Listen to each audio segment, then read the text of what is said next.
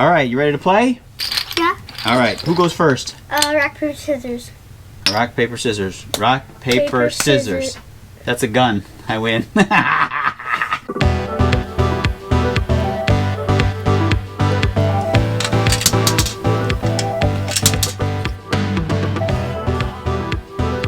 I win. If I could have just gone like that. I know it. Are we gonna go again? Are we gonna go again? We could. But wait, I got an idea. What if I made a huge Connect 4 game out of wood? Wouldn't that be a good idea? Yeah. Time to hit the drawing board for a basic sketch. A giant Connect 4 game is going to be pretty heavy, so in order for it to be played safely, I'm going to make a wall mount version. There needs to be a place at the bottom for the discs to drop into, and there needs to be a way to release them. I'm going to need some parts, so off to Home Depot I go. I'll need a 5-year-old boy, some 1-inch thick wood for the frame, and a 4x8 sheet of plywood cut in half for easy transport. This is the key to the whole shebang. If I mess this up, the whole game is useless. This represents this Connect 4 board, which is 6 holes down and 7 across. I'm going to change this up slightly. I'm going to make it 5 holes down by 7 across. Otherwise, I think it's going to be a little bit too tall and impractical to use. Now, for the circles, I have to cut 35 circles. I'm going to use this bit in my drill. I found this in my drawer. I don't even know where I got it or when I got it. I've never used it before today. But the way this works is I measure the distance between here. Now this is adjustable. I set this to 2 inches and this allows me to drill a 4-inch circle. I know it works pretty well because I tested it on this scrap piece of wood. Now I've got to lay out all the circles perfectly, otherwise things will not line up. In order to cut the circles to have a functional game, I made this accurate drawing in order to lay out the holes precisely. If you want to copy my plan for this part, you can pause the video and take a screenshot.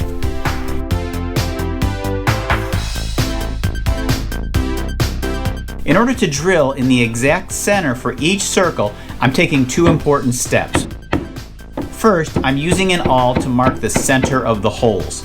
Secondly, I'll drill a small hole through the board at this spot using a 1/8 inch drill bit. The reason for this is so that my hole cutting jig will have a hole to follow as it cuts through the board.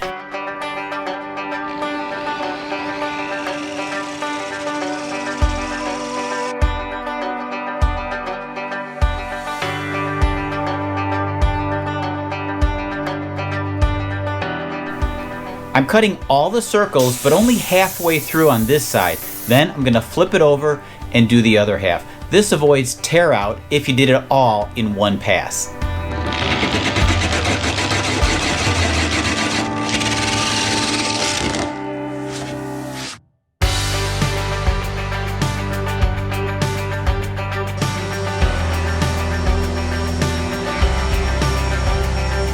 I cut 35 circles. Now, I'm not gonna lie to you, this was a lot of work.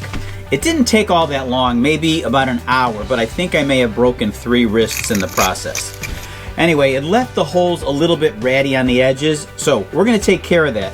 I'm gonna use this sanding disc on the inside and then a small round over bit on my router to round off the edges. Take a closer look.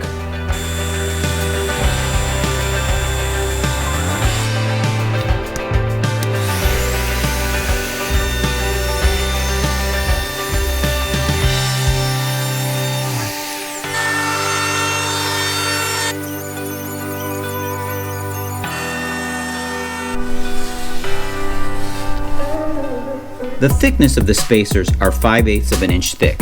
This is extremely important as the game disc circles are 1/2 inch thick.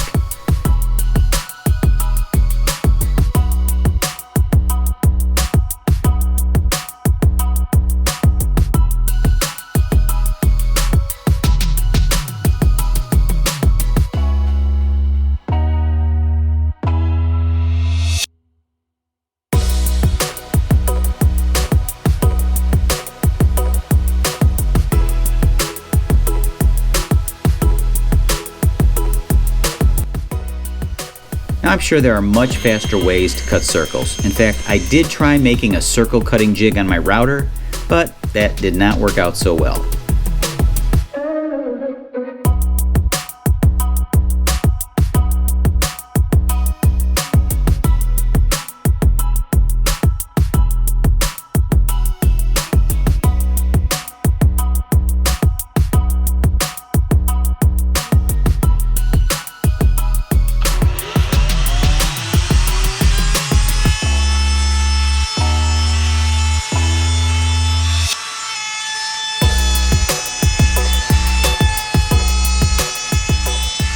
So the game's coming together pretty well now. This is the front, this is the back.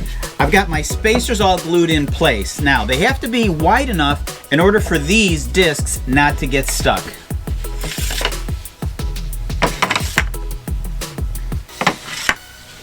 Now for the playing pieces, I've got 17 red that I have to make and 17 black. I've got some leftover red paint and some black paint, and then I'm gonna coat them with some polyurethane to keep them from scratching and getting beat up too quickly.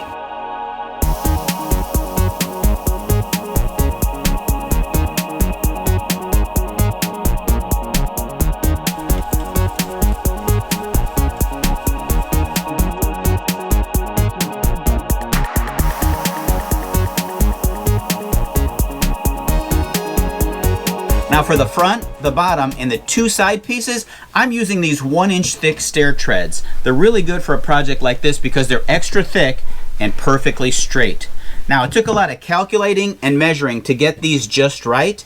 In fact, I had to brush up on my gazintas by watching 4 episodes of the Beverly Hillbillies. By the way, that joke is hilarious if you're old enough to understand it. I like to cut a groove in the two side pieces so that the 1/2-inch back panel will provide greater support rather than just butting up against each other. My measurement is 1/2 inch by 1/2 inch.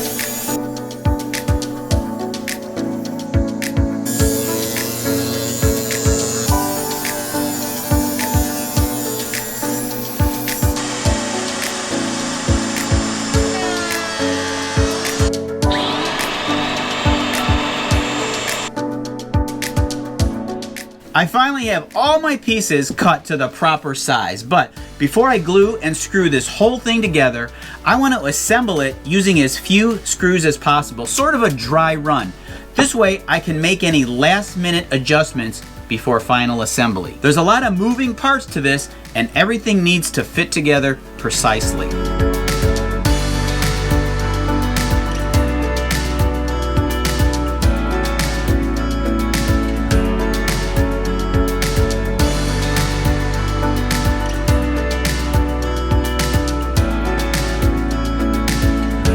It looks great so far. I did have to make a few adjustments. Then I was ready to stain using a minwax dark walnut.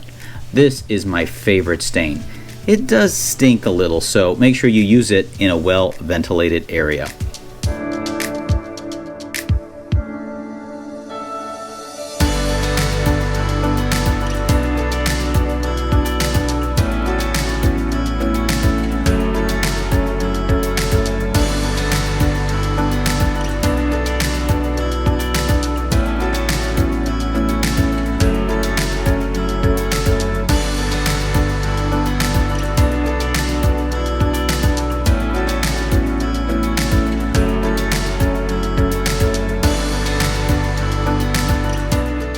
I'm using this water-based polyurethane.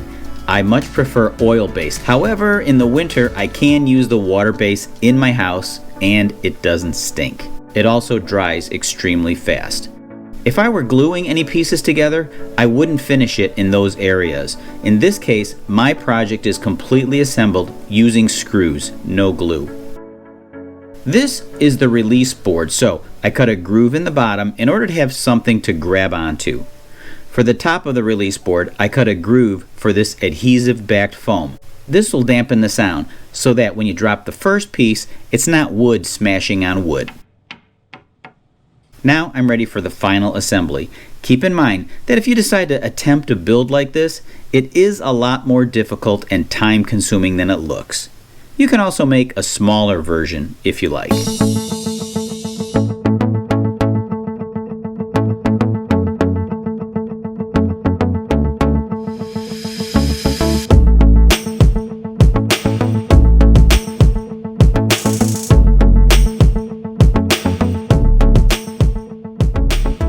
Hey Jack, remember when we played this Connect 4? Yeah. Get a load of this Connect 4. All right, you ready to play? Yeah. All right, give me black.